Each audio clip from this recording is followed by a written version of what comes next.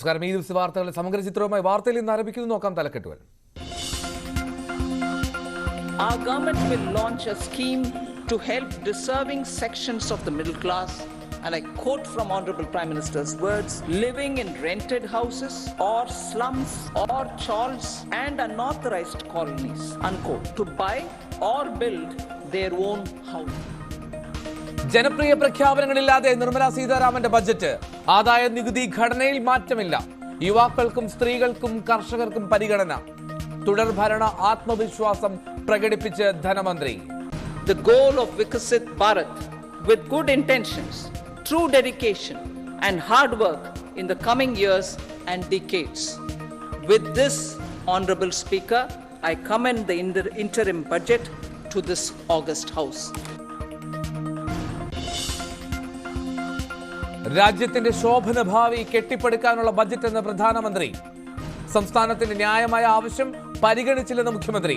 പ്രഖ്യാപനങ്ങൾ copy paste എന്ന K N. Balagopal. കേരളത്തോട് പൂർണ്ണ അവഗണനയെന്ന് വി.ഡി. സതീശൻ. വീണ വിജയനെതിരായ SFIO അന്വേഷണത്തിൽ കരുതലോടെ പ്രതികരിച്ച് CPM. ഒരു കുടുംബത്തെ ആകെ തകർക്കാനുള്ള ശ്രമമെന്ന് A.K. ബാലൻ. മസാല ബോണ്ടിൽ ഇഡിക്ക് നോട്ടീസ്. നടപടി തോമസ് ഐസക്കും കിഫ്ബിയും നൽകിയ ഹർജിയിൽ. ഹേമന്ത് സോറൻ ജയിലിലേക്ക്. നാളെ വരെ ജുഡീഷ്യൽ കസ്റ്റഡിയിൽ. ചമ്പൈ സോറനും MLA മാരും ഹൈദരാബാദിലേക്ക്. BJP എന്തും ചെയ്യാൻ മടിക്കില്ലെന്ന് PCC അധ്യക്ഷൻ. ഗ്യാൻ വ്യാപിയിൽ ആരാധന നടത്തി ഹൈന്ദവ വിഭാഗം. മസ്ജിദ് കമ്മിറ്റിയുടെ അടിയന്തര വാദം കേൾക്കാൻ വിസമ്മതിച്ച് സുപ്രീം കോടതി. അലഹബാദ് ഹൈക്കോടതിയെ സമീപിക്കാൻ നിർദ്ദേശം. വാരണാസിയിൽ സുരക്ഷ ശക്തമാക്കി.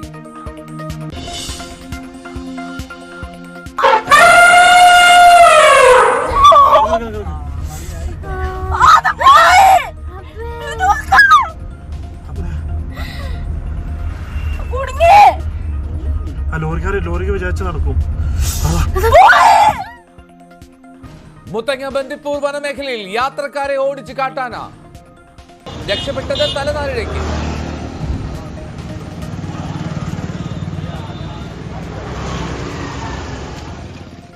തൃശൂർ ചൊവ്വന്നൂരിൽ ആന ഇടഞ്ഞു. വയനാട് പുൽപ്പള്ളിയിൽ വീണ്ടും കടുവ ആക്രമണം.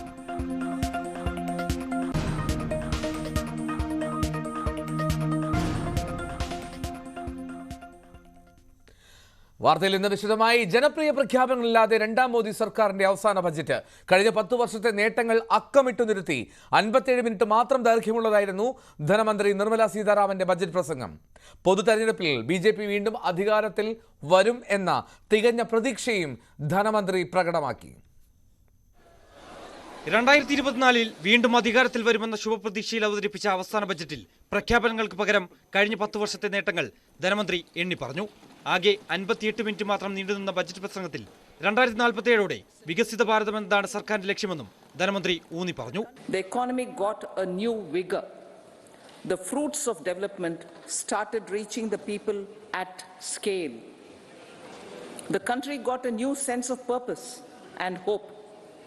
Naturally, the people blessed the government with a bigger mandate. നികുതി അളവുകളിൽ വർധനവുണ്ടാകുമെന്ന മധ്യവർഗത്തിന്റെ പ്രതീക്ഷയ്ക്ക് മങ്ങലേറ്റു. ആദായ നികുതി പരിധിയിൽ മാറ്റങ്ങൾ വരുത്തിയില്ല. നിലവിലുള്ള നിരക്കുകൾ തുടരും. പ്രത്യക്ഷ പരോക്ഷ നികുതികളിലും ഇറക്കുമതി തീരുവകളിലും മാറ്റമില്ല. As for tax proposals, in keeping with the convention, I do not propose to make any changes relating to taxation and propose to retain the same tax rates for direct and indirect taxes, including import duties. പ്രഖ്യാപനങ്ങൾക്ക് പുറമെ പ്രകടന പത്രികയിലെ സ്വഭാവം പ്രകടമാക്കുന്നതായിരുന്നു budget. അടുത്ത 5 വർഷം 2 കോടി വീടുകൾ നിർമ്മിക്കും. 1 കോടി വീടുകൾക്ക് 300 യൂണിറ്റ് സൗജന്യ വൈദ്യുതി ലഭ്യമാക്കുമെന്നും ധനമന്ത്രി. Housing for middle class. Our government will launch a scheme to help deserving sections of the middle class, and I quote from Honorable Prime Minister's words, living in rented houses or slums or chawls and unauthorized colonies, unquote, to buy or build their own houses. അടിസ്ഥാന വികസനത്തിനായി 11 ലക്ഷം കോടി രൂപ വകയിരുത്തി. കാർഷിക മേഖലയ്ക്ക് കാര്യമായ പ്രഖ്യാപനങ്ങൾ ഉണ്ടായില്ല. ആരോഗ്യമേഖലയിൽ കൂടുതൽ മെഡിക്കൽ കോളേജുകൾ പ്രഖ്യാപിച്ചതൊഴിച്ചാൽ മറ്റു പ്രഖ്യാപനങ്ങൾ ഉണ്ടായില്ല. Medical colleges. Several youth are ambitious to get qualified as doctors. They aim to serve our people through improved healthcare services.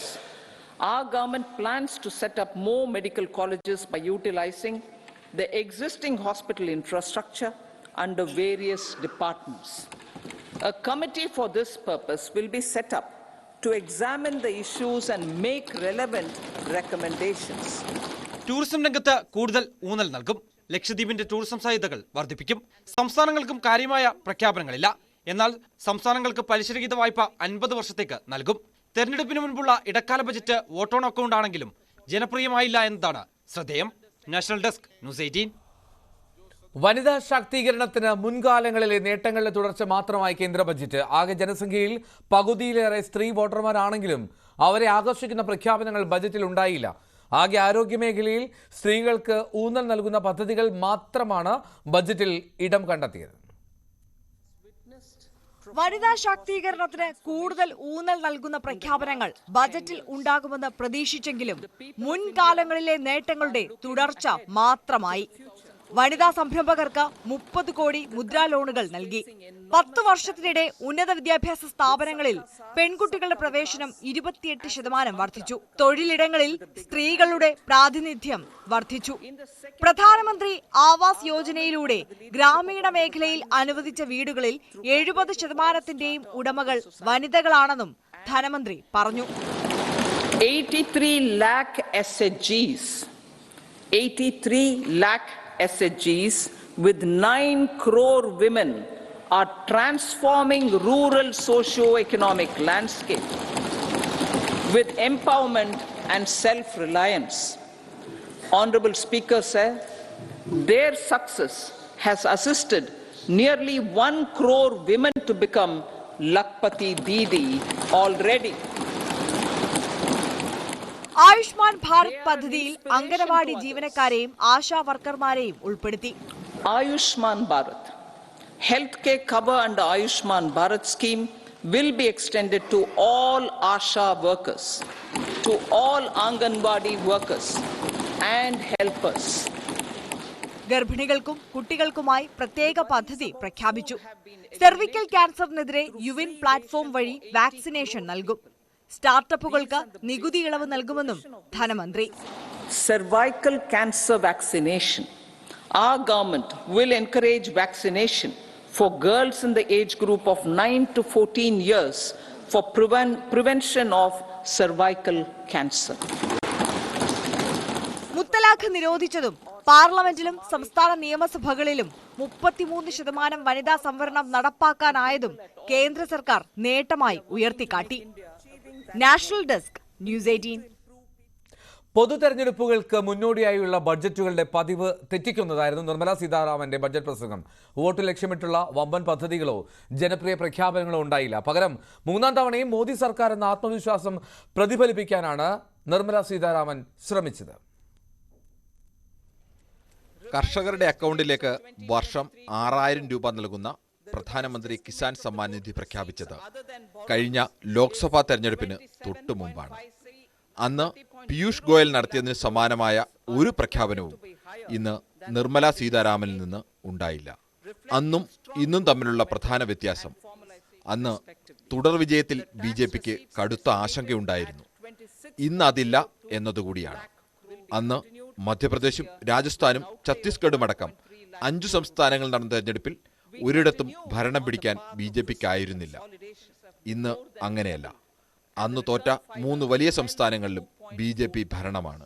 അതിനെല്ലാം അപ്പുറം അയോധ്യയിൽ രാമക്ഷേത്രം സാധ്യമാക്കിയെന്ന ആത്മവിശ്വാസം, മറ്റെല്ലാ വിഷയങ്ങൾക്കും മേലെ അയോധ്യ മുഖ്യ അജണ്ടയാക്കി തെരഞ്ഞെടുപ്പിനെ നേരിടുക എന്ന ലക്ഷ്യം കൂടി ഇതിലുണ്ട്. കർഷകരുടെ അടക്കം ദീർഘകാല ആവശ്യങ്ങൾ പോലും ഈ ബഡ്ജറ്റ് പരിഗണിച്ചിട്ടില്ല. പക്ഷേ BJP നൽകാൻ ശ്രമിക്കുന്നത് മറ്റൊരു സന്ദേശമാണ്. മോദിക്ക് 3ാം ഊഴം ഉറപ്പെന്ന ആത്മവിശ്വാസം പ്രതിഫലിപ്പിക്കാനുള്ള ശ്രമം വ്യക്തമാണ്. പുതിയ പ്രഖ്യാപനങ്ങളെക്കാൾ കഴിഞ്ഞ 10 വർഷത്തെ ഭരണ നേട്ടങ്ങൾ എണ്ണിപ്പറയാനാണ് ധനമന്ത്രി കൂടുതൽ സമയം ചിലവഴിച്ചത്. മറ്റു പ്രഖ്യാപനങ്ങൾ ജൂലൈയിലെ ബഡ്ജറ്റിൽ ഉണ്ടാവുമെന്ന് പറയാനും അവർ മറന്നില്ല. ഇങ്ങനെയൊക്കെയാണെങ്കിലും ഇത് അമിത ആത്മവിശ്വാസമല്ലേ എന്ന ചോദ്യവും ഉയരുന്നുണ്ട്. അതിനുത്തരം കണ്ടെത്താൻ തെരഞ്ഞെടുപ്പ് ഫലം വരും വരെ കാത്തിരിക്കേണ്ടി വരും. Political desk, news 18. രാജ്യത്തിന്റെ ശോഭനമായ ഭാവി കെട്ടിപ്പടുക്കുന്നതിനുള്ള ബജറ്റാണ് അവതരിപ്പിച്ചതെന്ന് പ്രധാനമന്ത്രി നരേന്ദ്രമോദി. 2047ഓടെ വികസിത ഇന്ത്യയുടെ അടിത്തറ ശക്തിപ്പെടുത്തുമെന്നും എന്നുള്ള ഗ്യാരണ്ടിയാണ് ബജറ്റെന്നും പ്രധാനമന്ത്രി പറഞ്ഞു. കേരളത്തിലെ റെയിൽവേ വികസനത്തിൽ മോദി സർക്കാർ രാഷ്ട്രീയം നോക്കിയിട്ടില്ല എന്ന് റെയിൽവേ മന്ത്രി അശ്വിനി വൈഷ്ണവ്. UPA ഭരണകാലത്ത് 372 കോടി രൂപ റെയിൽവേ വികസനത്തിന് നൽകിയപ്പോൾ ഇത്തവണ ബജറ്റിൽ കേരളത്തിനുള്ള നീക്കിയിരിപ്പ് 2744 കോടിയാണ്. 700% കൂടുതലാണിത്. പല പുതിയ പദ്ധതികളും കേരളത്തിനായി ഉണ്ടെങ്കിലും സംസ്ഥാന സർക്കാരിന്റെ അനുമതിക്കായി കാത്തിരിക്കുകയാണ് എന്നും അശ്വിനി വൈഷ്ണവ് പറഞ്ഞു. The allocation for railway development in Kerala is phenomenal. Absolutely no discrimination based on any political considerations. During the UPA government, only it used to get 372 crore for railway development. Now Modi ji is giving this year's budget 2,744 crore to Kerala. That is 700% more than what Kerala was getting during the UPA government. We have given proposals for removing the curvatures which is there.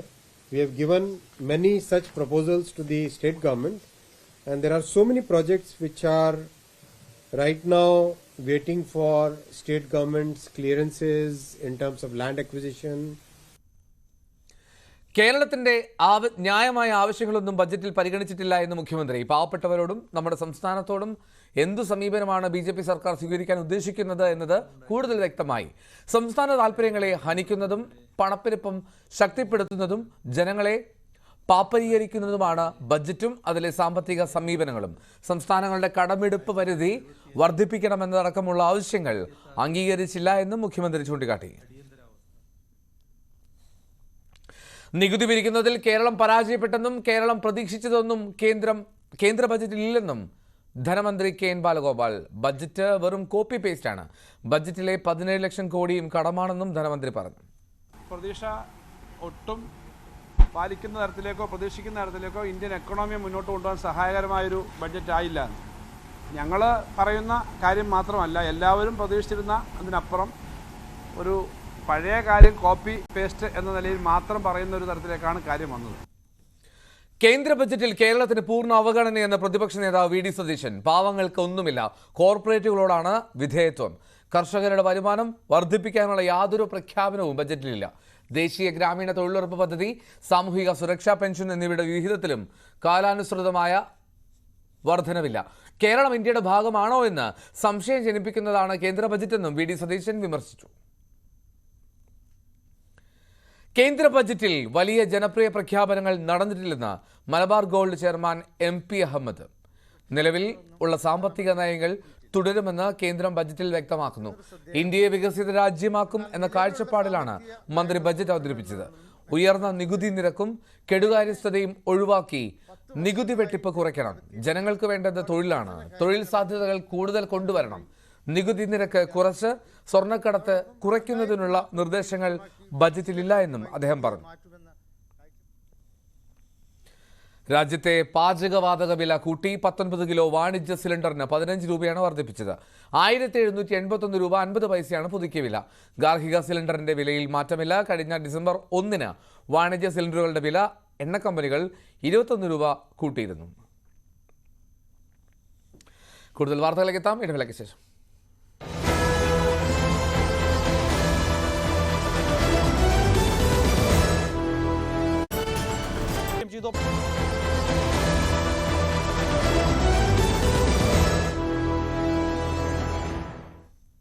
വാർത്തയിൽ നിന്ന് തുടരുന്നു. CMR ഇടപാടിന്റെ പേരിൽ വീണ വിജയനെതിരായ കേന്ദ്ര ഏജൻസികളുടെ അന്വേഷണം പരിഹാസ്യമെന്ന് AK ബാലൻ. ക്രമക്കേടിലെന്ന് വിജിലൻസും ഹൈക്കോടതിയും കണ്ടെത്തിയിരുന്നു. ഒരു കുടുംബത്തെയാകെ തകർക്കാനുള്ള ശ്രമമാണ് നടക്കുന്നതെന്നും AK ബാലൻ പറഞ്ഞു. ഒരു കാര്യം ഞാൻ വളരെ വ്യക്തമായിട്ട് പറയാം, നിങ്ങൾ എങ്ങനെ വേട്ടയാടിയാലും ഇതുമായി ബന്ധപ്പെട്ടുകൊണ്ട് ഏതെങ്കിലും രൂപത്തിലുള്ള ഒരു പ്രതികൂല വിധി പിണറായിക്കോ പിണറായിയുടെ കുടുംബത്തിനോ എതിരായി ഒരാൾ വിചാരിച്ചാലും ഉണ്ടാക്കാൻ കഴിയില്ല. കാരണം മസാല ബോണ്ടിലെ ഫെമ നിയമലംഘനം പരിശോധിക്കാനുള്ള ഇഡി നീക്കം ചോദ്യം ചെയ്ത് മുൻ ധനമന്ത്രി ഡോക്ടർ ടി എം തോമസ് ഐസക്കും കിഫ്ബിയും നൽകിയ ഹർജിയിൽ ഇഡിക്ക് നോട്ടീസ്. ഹർജി വെള്ളിയാഴ്ച വീണ്ടും പരിഗണിക്കും. ഫെമ നിയമലംഘനം പരിശോധിക്കാൻ ഇഡിക്ക് അധികാരമില്ല എന്നാണ് ഹർജികളിലെ പ്രധാന വാദം. വണ്ടിപ്പെരിയാർ പീഡന കേസ് അന്വേഷണ ഉദ്യോഗസ്ഥന് സസ്പെൻഷൻ. SHO TD സുനിൽകുമാറിനെയാണ് സസ്പെൻഡ് ചെയ്തത്. പോക്സോ കേസ് വിധിയിൽ സുനിൽകുമാറിന്റെ വീഴ്ച ചൂണ്ടിക്കാണിച്ചിരുന്നു. പെൺകുട്ടിയുടെ കുടുംബം SHOയ്ക്ക് എതിരെ പരാതി നൽകിയിരുന്നു.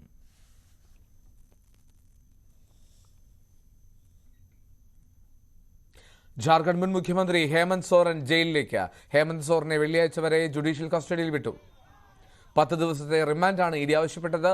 ഭൂമി അഴിമതി കേസിൽ ഇന്നലെയാണ് ഹേമന്ത് സോറനെ അറസ്റ്റ് ചെയ്തത്. ഗവർണർ ഇന്നും സർക്കാർ രൂപീകരണത്തിന് JMMനെ ക്ഷണിച്ചില്ല. സർക്കാർ ഉണ്ടാക്കാനുള്ള അവകാശവാദം ചമ്പൈ സോറൻ ഗവർണറെ കണ്ടുന്നയിച്ചു. വാർത്തയിൽ നിന്ന് പൂർണ്ണമാകുന്നു. നമസ്കാരം.